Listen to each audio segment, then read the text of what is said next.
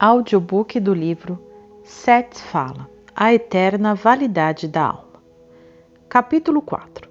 Dramas reencarnacionais. Seu próprio ambiente inclui bem mais do que você pode supor. Anteriormente, eu me referi a seu ambiente em termos de existência física diária e circunstâncias às quais você está presentemente conectado. Na verdade, você está ciente de muito pouco de seu amplo, muito extenso ambiente. Considere seu eu presente como um ator em uma peça, uma difícil e nova analogia, mas adequada. A cena é estabelecida no século XX. Você cria as propriedades, os cenários, os temas.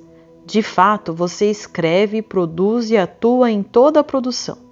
Você e qualquer outro indivíduo que atua na peça.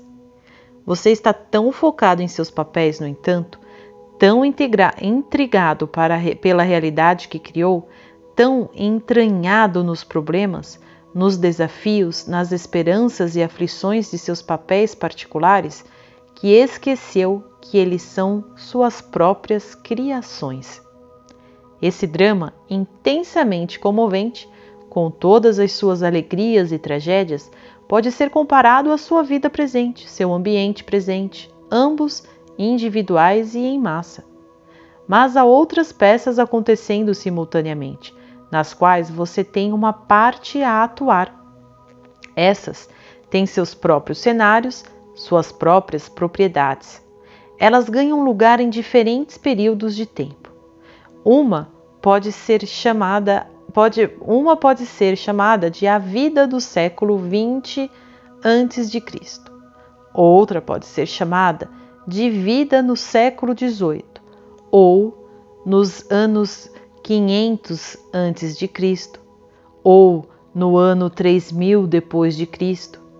Você também cria essas cenas e atua nelas. Essas peças também representam seu ambiente, o ambiente que cerca toda a sua personalidade. Entretanto, estou falando de uma porção que está tomando parte nessa parte desse período particular. E nessa porção particular de toda a sua personalidade está focada nesse drama, no qual você não está ciente dos outros, em que você também representa um papel. Você não entende sua própria realidade multidimensional. Portanto, ela parece estranha ou inacreditável quando eu lhe digo que você vive muitas existências de uma única vez. É difícil para você se imaginar estando em dois lugares ao mesmo tempo, muito menos em dois ou mais lugares ou em séculos.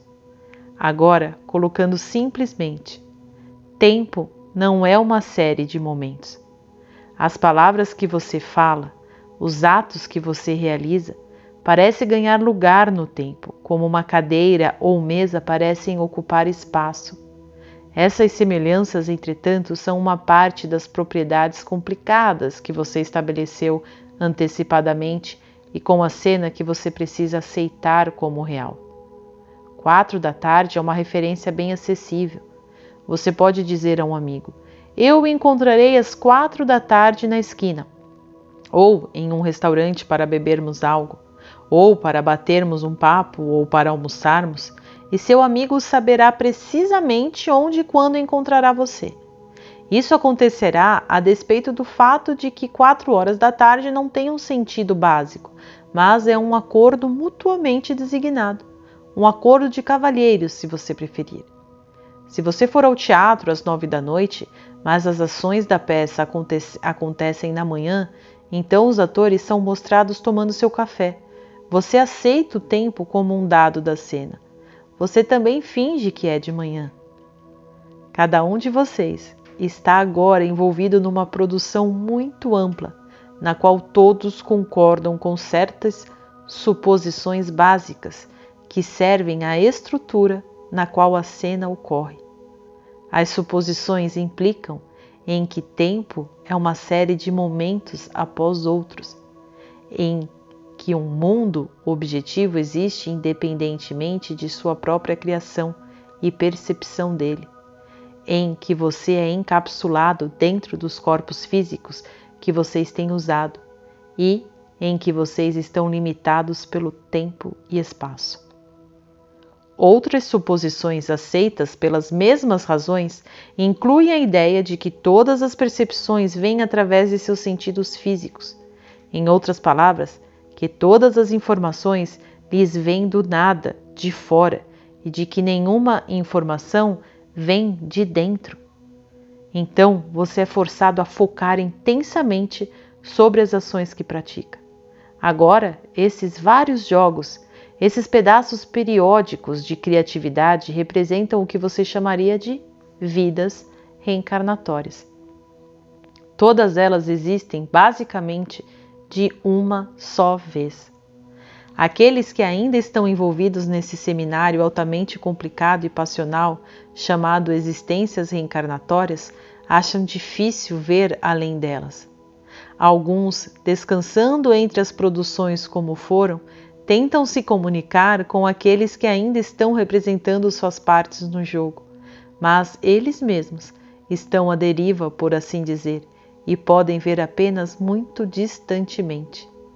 As cenas parecem tomar lugar umas após outra, e essas comunicações parecem intensificar a falsa ideia de que o tempo é uma série de momentos acontecendo em uma linha singular a partir de um começo inconcebível para algum final igualmente inconcebível. Isso lhe leva a pensar em termos de um progresso bastante limitado, em termos individuais de sua espécie como um todo. Você pensa, vocês que têm considerado a reencarnação? Bem, certamente a raça deve ter progredido mais que a Idade Média, embora você tenha um grande temor de que não progrediu, ou você se vira para o progresso tecnológico e diz, ao menos progredimos nesse assunto. Você pode sorrir e pensar consigo mesmo que é um pouco difícil imaginar um senador romano se dirigindo a multidões através de um microfone, por exemplo. Os filhos dele assistindo a performance na televisão. Mas tudo isso é um grande erro.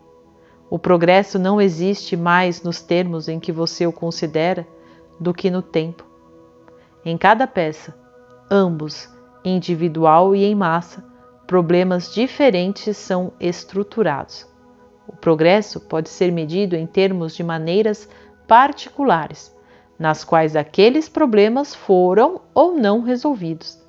Grandes avanços são feitos em certos períodos. Por exemplo, grandes ramificações apareceram que, a partir de seu ponto de vista, podem não ser considerados progressos. Em algumas peças, de um modo geral, os atores estão, cada um, trabalhando em uma porção de um grande problema que o jogo mesmo resolve. Embora aqui eu use a analogia de um drama, esses jogos são jogos de natureza altamente espontânea, nas quais os atores têm completa liberdade na estrutura do jogo. E garantindo essas suposições estabelecidas, não há repetições. Há observadores, como você verá mais à frente em nosso livro. Como em qualquer boa produção teatral, há um tema geral em cada jogo. Os grandes artistas, por exemplo, não emergiram de um tempo particular simplesmente porque nasceram nele ou porque as condições foram favoráveis. O jogo em si mesmo foi estruturado baseado na verdade intuitiva, a qual você poderia chamar de forma artística, com tal vastidão de criatividade e extensão de resultados que serviriam para acordar as habilidades latentes em cada ator e também como modelo de comportamento. Os períodos de renascença, espiritual, artístico ou físico, ocorrem porque o intenso foco interior dos envolvidos no drama é direcionado a aquelas finalidades. O desafio pode ser diferente em cada peça, mas os grandes temas são balizados para todas as consciências. Eles servem como modelos. O progresso não tem nada a ver com o tempo, mas com o foco psíquico e espiritual. Cada peça é totalmente diferente da outra. Não é correto, no entanto, supor que suas ações nessa vida são causadas por uma existência prévia, ou que você está sendo punido nessa vida por crimes de uma vida passada. As vidas são simultâneas. Sua própria personalidade multidimensional é tão dotada que pode ter essas experiências e ainda reter sua identidade. Ela é, claro, afetada pelas várias outras peças nas quais toma parte. Há uma comunicação instantânea e, se você preferir, um sistema de causa e efeito instantâneo.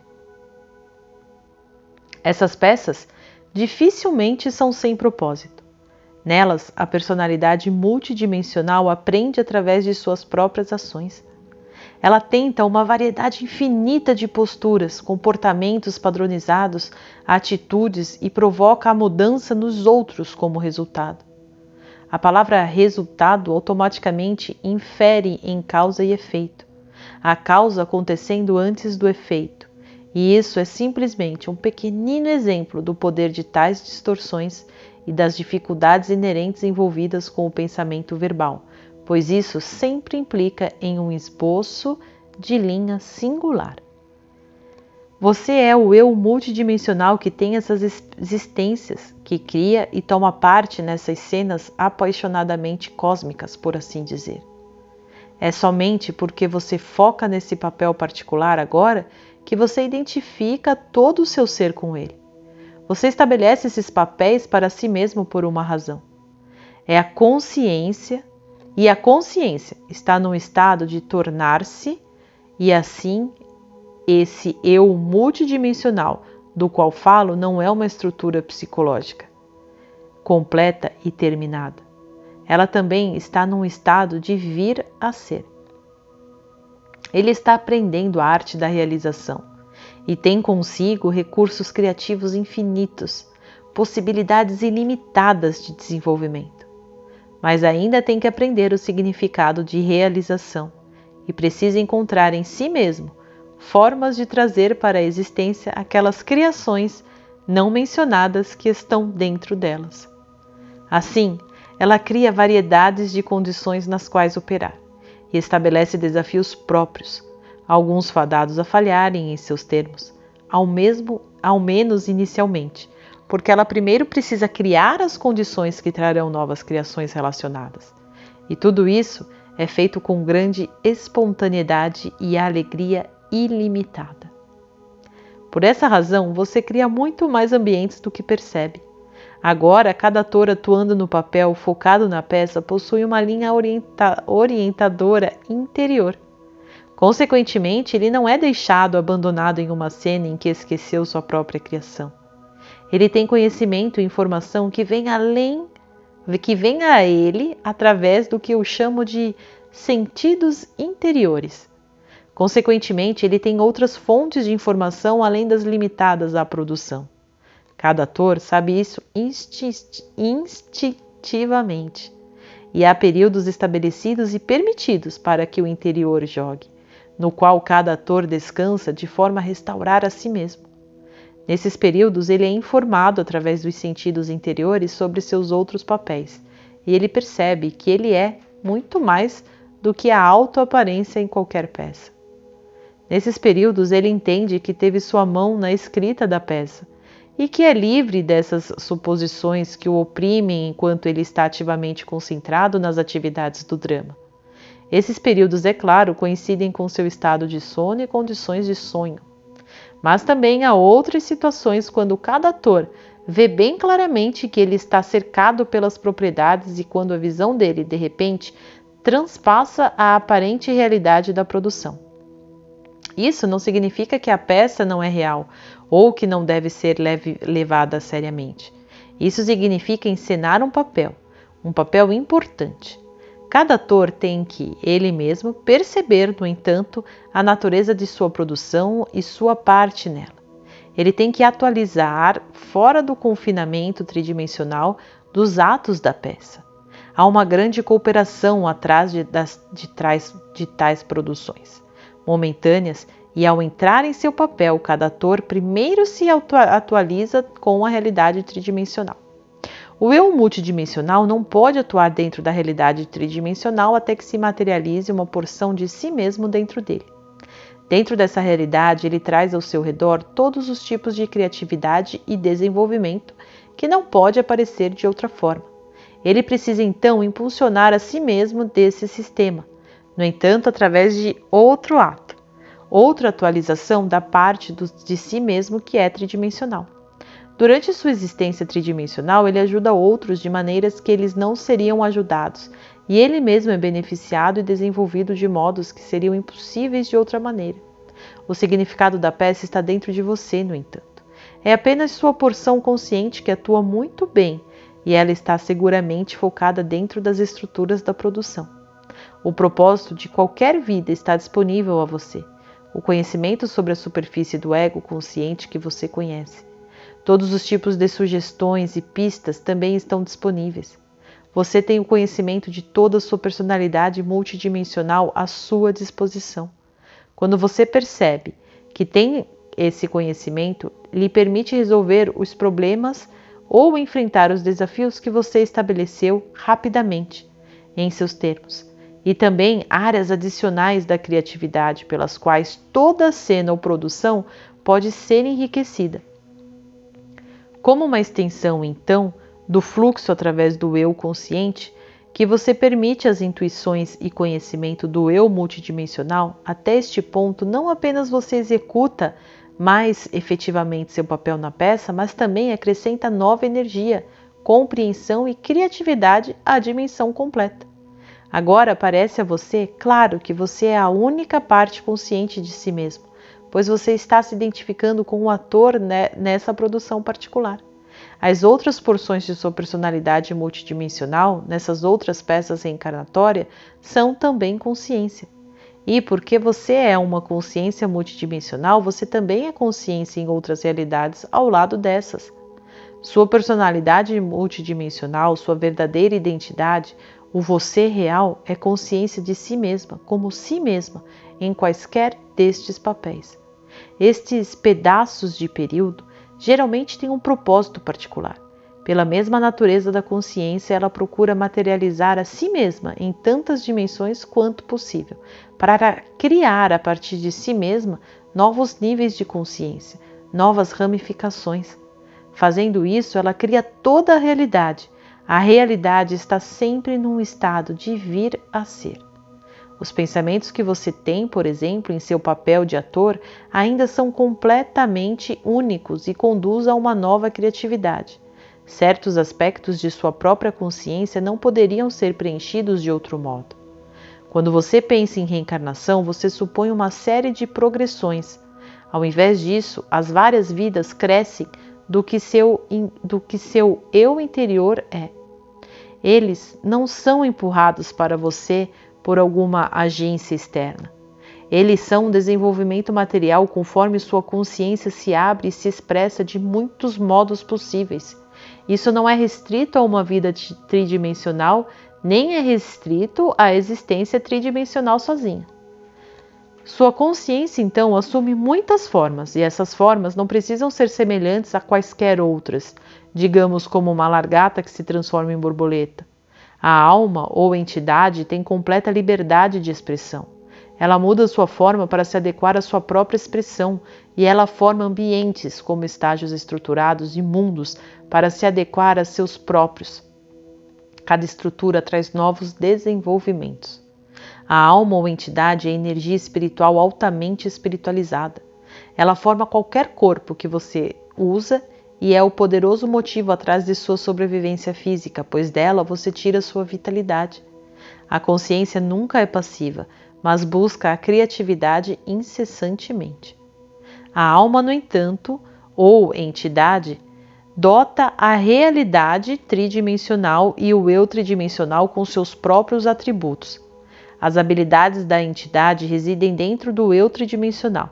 O eu tridimensional, o ator, tem acesso a essa informação e a esses potenciais. Ao aprender a redescobrir sua relação com a entidade, o eu tridimensional aumenta o nível de compreensão, realização e criatividade. O eu tridimensional se torna mais do que ele conhece. Não apenas a entidade é fortalecida nas porções dela, tendo sido atualizada na existência tridimensional, agora somada à mesma qualidade e natureza da existência. Sem essa criatividade, a vida planetária em seus termos sempre seria estéril. A alma ou entidade dá um suspiro ao corpo e ao eu tridimensional interior. O eu tridimensional, então, atua sobre seu propósito de abertura a novas áreas da criatividade. As entidades ou almas, em outras palavras, envia porções de si mesma para abrir avenidas de realidade que não existiriam se fosse o contrário. Os eus tridimensionais existindo nessas realidades têm que focar sua atenção ali completamente. Uma consciência interna lhes dá uma fonte de energia e força. Porém, eles têm que vir a entender seus papéis como atores. Finalmente, a partir de seus papéis e através de outro ato de compreensão, um retorno à entidade. Há aqueles que parecem completamente conscientes nessas peças. Essas personalidades propensas a representar papéis, sabendo que eles são papéis, de forma a conduzir a outros através da compreensão e desenvolvimento necessários. Elas conduzem os autores a verem além dos eus e cenários que criaram. Essas personalidades, a partir de outros níveis de existência, vigiam a peça, por assim dizer, e aparecem entre os atores. O propósito delas é abrir dentro dos eus tridimensionais essas portas de entrada psicológicas que liberarão o eu tridimensional para desenvolvimentos futuros em outro sistema de realidade. Vocês estão aprendendo a ser co-criadores. Vocês estão aprendendo a ser deuses conforme vocês entendem o termo agora. Vocês estão aprendendo a responsabilidade de qualquer consciência individualizada. Vocês estão aprendendo a lidar com a energia que são para propósitos criativos. Você será ligado aos que ama e aos que odeia, entretanto você aprenderá a liberar, perder e a dissipar o ódio. Você aprenderá a usar criativamente o ódio e a transformá-lo para propósitos mais altos, para transformá-lo finalmente em amor. Falarei disso mais claro nos capítulos posteriores. As estruturas em seu ambiente físico, a amorosa parafernália temporária, os aspectos físicos da vida como você conhece, são todas camuflagens. Assim eu chamo sua realidade física de uma camuflagem. Ainda assim, estas camuflagens são compostas da vitalidade do universo. Pedras, rochas, montanhas e terras são camuflagens vivas, entrelaçadas em teias psíquicas, formadas por minúsculas consciências, que vocês não conseguem perceber como tal. Os átomos e moléculas nelas têm suas próprias consciências, como têm os átomos e moléculas em seu corpo. Já que todos vocês têm uma participação na formação desse cenário físico, e já que vocês estão abrigados numa forma física, então, utilizando os sentidos físicos, vocês irão apenas perceber essa estrutura fantástica. A realidade que existe, dentro e além disso, iludirá você. Nem sequer o ator é completamente tridimensional. Ele é uma parte de um eu multidimensional. Nele há métodos de percepção que o permitem ver através da estrutura da camuflagem, ver além do estágio. Ele usa esses sentidos interiores constantemente, embora a parte ator dele mesmo seja de tanta intenção sobre a peça que isso escapa dele. De uma forma geral, os sentidos físicos, na verdade, formam a realidade física que eles parecem apenas perceber. Eles mesmos são parte da camuflagem, mas eles são como lentes sobre suas percepções internas, naturais que os forçam a ver um campo de atividade disponível como matéria física, e assim eles podem ser confiáveis apenas para lhe dizer o que está acontecendo de uma forma superficial. Você pode dizer a posição dos outros atores, por exemplo, ou o tempo pelo relógio, mas esses sentidos físicos não lhe dirão que o tempo em si mesmo é uma camuflagem ou que aquelas formas conscienciais formam os outros atores, ou que as realidades que você não pode ver existem sobre e além da matéria física que é tão aparente. Você, no entanto, Usando seus sentidos interiores, percebe a realidade como ela existe a parte da peça e de seu papel nela. De forma a fazer isso, você precisa, é claro, momentaneamente, ao menos, voltar sua atenção para longe da atividade constante que está em andamento. Desativar os sentidos físicos, que seja, e voltar sua atenção para aqueles eventos que lhe escaparam anteriormente. Simplificando bastante, o efeito seria algo como trocar um par de óculos por um outro, pois os sentidos físicos são tão artificiais, basicamente falando, para o ser interior como um par de óculos ou um aparelho auditivo é para o eu físico. Os sentidos físicos, portanto, são raramente usados conscientemente em sua inteireza. Você ficaria mais desorientado, por exemplo, mas bastante apavorado se entre um momento e o próximo, seu ambiente familiar, como você o conhece, desaparecesse, sendo substituído por outras estruturas de informação, para as quais você não estivesse pronto a compreender. Muita informação dos sentidos interiores precisariam ser traduzidas para que você pudesse compreender. Em outras palavras, tais informações precisariam de algum modo fazer sentido para você como eu tridimensional. Sua estrutura de camuflagem em particular não é a única estrutura. Outras realidades têm sistemas inteiramente diferentes, mas todas as personalidades têm sentidos interiores que são atributos de consciência. E através desses sentidos interiores, comunicações são mantidas sobre as quais o eu consciente normalmente conhece pouco. Parte do meu propósito é fazer conhecidas algumas dessas comunicações. A alma ou entidade, então, não é o eu que lê esse livro. Seu ambiente não é simplesmente o mundo sobre vocês como vocês o conhecem, mas também consiste dos ambientes de vidas passadas sobre as quais agora você não está focando. Seu ambiente real é composto de seus pensamentos e emoções, pois a partir deles você forma não apenas essa realidade, mas cada realidade na qual você toma parte. Seu ambiente real é inocente de espaço e tempo, como você os conhece. Em seu ambiente real, você não tem necessidade de palavras, pois a comunicação é instantânea. Em seu ambiente real, você forma o mundo físico que você conhece. Os sentidos internos lhe permitirão perceber a realidade que é independente da forma física. Eu pedirei a vocês todos que abandonem momentaneamente seus papéis e tentem esse simples exercício. Agora, finge que você está em um estágio iluminado, o estado e ser o cômodo no qual você está sentado agora. Feche seus olhos e finja que as luzes foram embora, que as estruturas desapareceram e que você está sozinho. Tudo está escuro. Fique quieto. Imagine tão vividamente quanto puder a existência dos sentidos interiores. Por agora, finge que eles correspondem a seus sentidos físicos.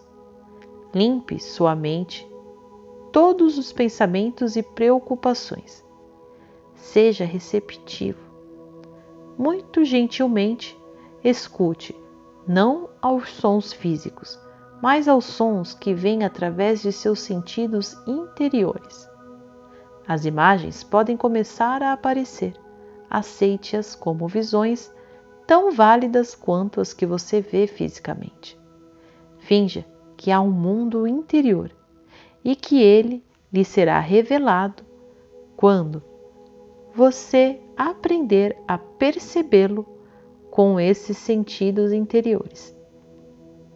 Finja que você tem estado cego a esse mundo toda a sua vida e está agora vagarosamente ganhando a visão interna dele. Não julgue todo o mundo interno pelas imagens desarticuladas que você pode estar percebendo ou pelos sons que você pode inicialmente estar escutando, pois você ainda estará usando seus sentidos interiores bem imperfeitamente. Faça esse simples exercício por alguns momentos antes de dormir ou em um estado de descanso. Ele também pode ser feito mesmo no meio de uma tarefa ordinária que não exija toda a sua atenção. Você simplesmente estará aprendendo a focar em uma nova dimensão de consciência, de forma rápida e instantânea em um ambiente estranho.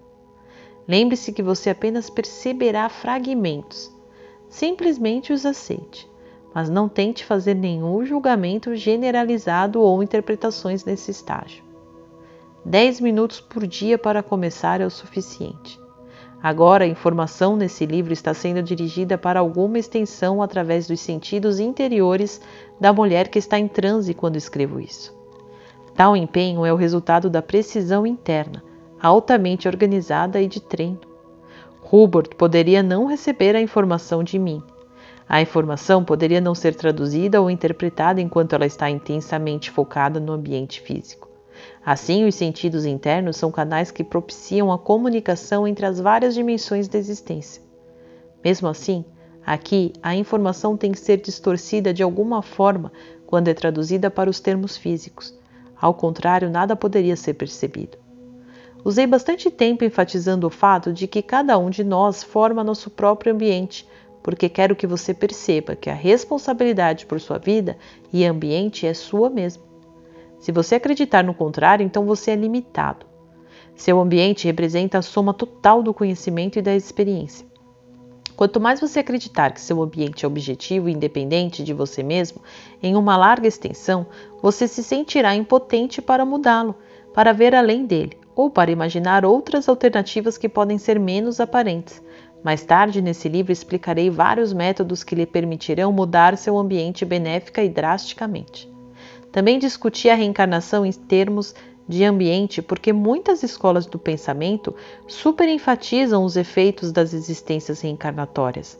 Eles constantemente explicam as circunstâncias da vida presente como um resultado de padrões rígidos e descompromissados determinados numa vida passada. Você se sentirá relativamente incompetente para lidar com a realidade da vida física presente, para alterar seu ambiente, se sentir que está à mercê das condições sobre as quais você não tem controle. As razões dadas para tais subjeções importam pouco na longa jornada, pois as razões mudam com o tempo e com sua cultura. Você não está sob uma sentença colocada sobre você por um pecado original, por nenhum evento na infância ou por uma experiência de vida passada. Sua vida, por exemplo, pode ser muito menos plena do que você pensa que preferiria. Você pode ser menos quando seria mais, mas você não está sobre uma mortalha colocada sobre sua psique, nem por um pecado original, uma síndrome infantil freudiana, ou sobre influências de vidas passadas. Tentarei explicar as influências de vidas passadas um pouco mais claramente aqui. Elas lhe afetam como qualquer experiência o faz. O tempo não está fechado, ele está aberto. Uma vida não é enterrada no passado, desconectada do eu presente ou de qualquer eu futuro igualmente. Como expliquei antes, as vidas ou peças estão acontecendo imediatamente. A criatividade e a consciência nunca são realizações lineares. Em cada vida você escolhe e cria suas próprias estruturas ou ambientes, e nelas você escolhe seus papéis e quaisquer incidentes da infância que virão para a sua experiência. Você escreveu o roteiro. Como um verdadeiro professor distraído, o eu consciente esquece tudo isso, porém. Assim, quando a tragédia aparece no roteiro, dificuldades ou desafios, o eu consciente procura alguém ou algo para culpar. Antes de este livro estar completo, espero lhe mostrar precisamente como você cria cada minuto de sua experiência. Assim, você pode começar a manifestar sua verdadeira responsabilidade criativa em um nível consciente, ou quase. Conforme você lê esse livro, olhe em torno de você na sala onde você senta. Cadeiras e mesa, o teto e o chão podem parecer bem reais e sólidos, bastante permanentes, enquanto você, ao contrário, pode se sentir altamente vulnerável, pego em um momento entre o nascimento e a extinção. Você pode até se sentir com inveja quando pensar sobre isso, imaginando que o universo físico continuará a existir muito tempo depois de você ter partido. Pelo fim de nosso livro, no entanto, espero que você perceba a eterna validade de sua própria consciência e a impermanência desses aspectos físicos de seu ambiente e de seu universo, que agora parecem tão seguros. Fim do capítulo.